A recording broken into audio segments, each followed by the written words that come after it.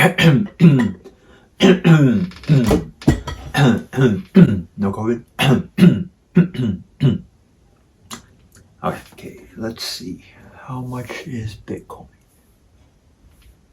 33,882.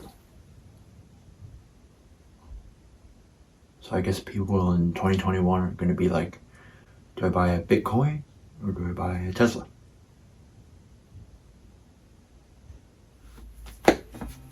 Hey everyone, welcome back to the channel.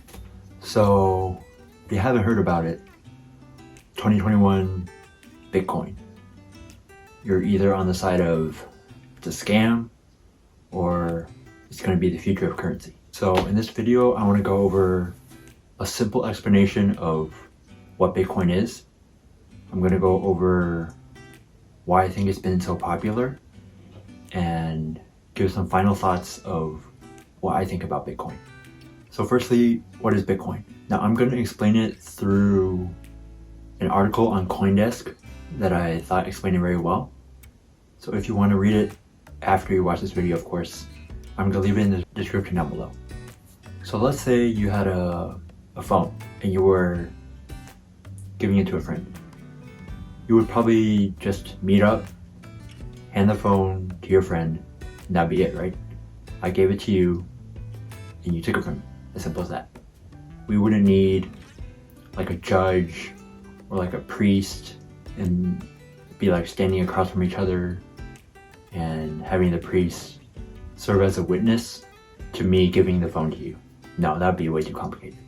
If I wanted to give the phone to you, I would take my phone, give it to you. Simple as that. So that would be an example of me giving you physical money. It would be the same idea as if I gave you $5. I take $5 out of my wallet, give it to you, done. But let's say I had a digital phone.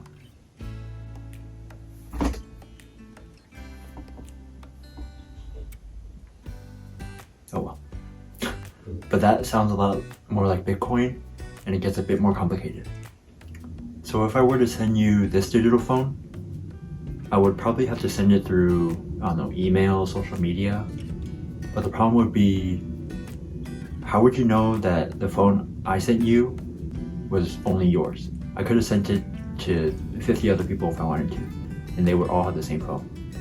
I could have also made 50 other copies of this phone and only sent one to you. You would never know. So you would think that the same thing applies to Bitcoin, to where if I sent you $5, but I saved $500 for myself, I could essentially just cheat the system. So the solution would be that every single transaction that I went through when I had this phone would need to be tracked. So that if I decide to give you this phone, you could essentially go through all my transactions and check to see if I already made copies of that phone before. But then another problem will come up that would say that who should be in charge of the transaction book or ledger? And you would think that the obvious answer would be, well, the creator of it. But then the creator would have the power to create as many phones as they wanted without anybody stopping them. So the solution to this problem was that they decided to make this ledger public so that everyone would have access to everybody else's transactions. So if someone ever decided to cheat the system, everybody else will be able to track them down and call them out. And the good thing about this type of system is that the bigger it gets and the more people that have access to it, the harder it is to cheat. Now, if you haven't figured it out already, this phone that I was talking about is essentially Bitcoin.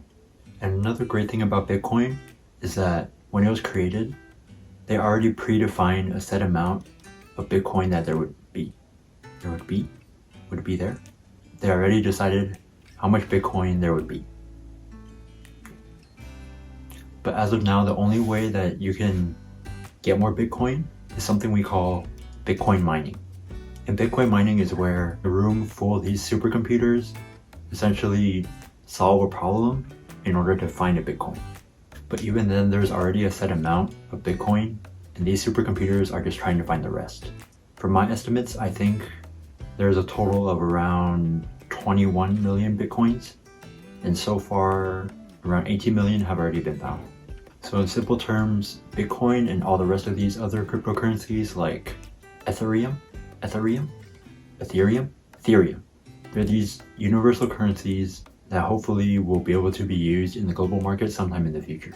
But yeah, it's basically one currency for everyone. So now I'm going to go through 2 reasons why I think that Bitcoin has become so popular.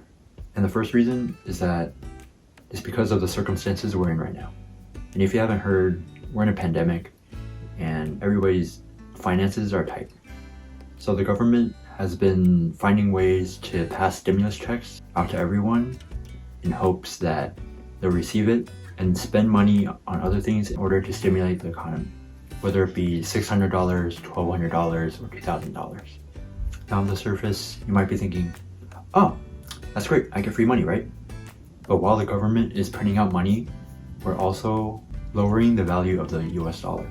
And more people are realizing that, wait, if the government can just print out as much money as they want whenever they need it, then what's the point of me trying to obtain so much of something that the government can just print out whenever they want to? So a lot of these people are flocking to Bitcoin because they're realizing that there's a finite amount of it.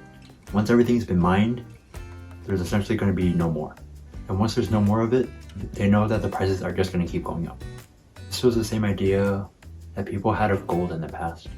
Because there's only so much of it on Earth, they know that if they obtain even a little bit of it, they know that the value is always going to be up there.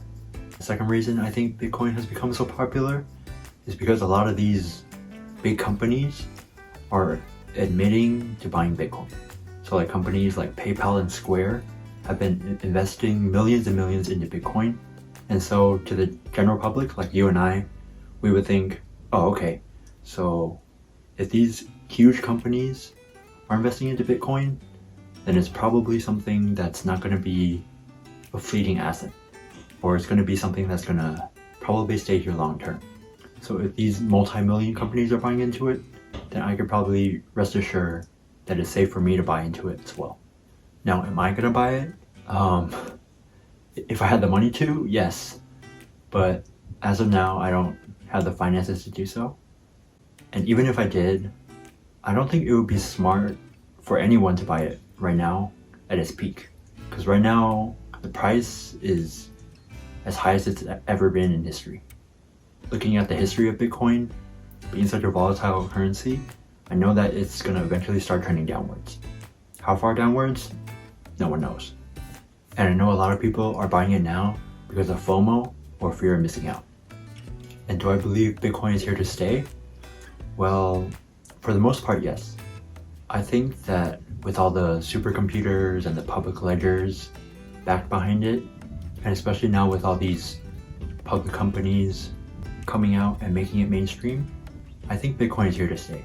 However, I still have a sliver of doubt thinking that if somehow, someday, someone was able to find a way to hack into these incredibly complex supercomputers and take all these Bitcoins for themselves, because of how Bitcoin was created and structured, there's essentially no safety net.